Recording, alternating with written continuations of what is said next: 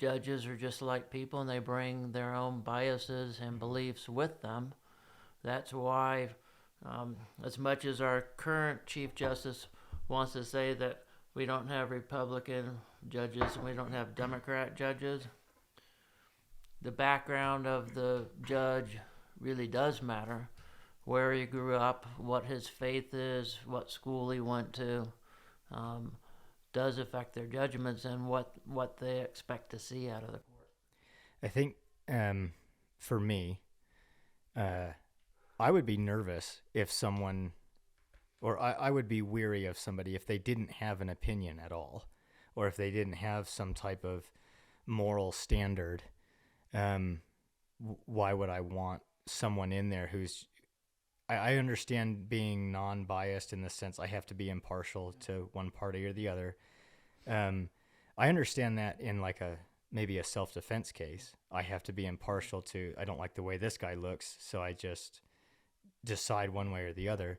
But for moral issues or even, moral issues. Well, mostly, I think part of the way to look at it for people is the Constitution has several different sections. Article 1 is the legislative branch. Article 1, the first one, the longest one, is the most important one because the legislative branch is the most important.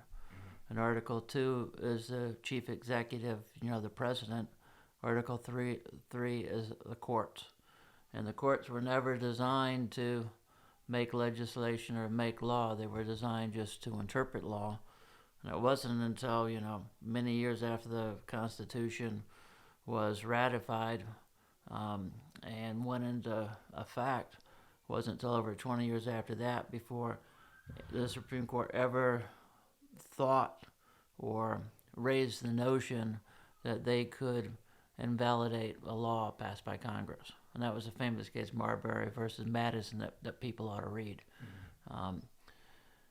And so the Supreme Court was supposed to just be restricted to controversies that came to it, so they can't look for cases. The case has to come to the court, and then they just decide case by case, applying the law or the Constitution to the facts of the case. That's how courts are supposed to work.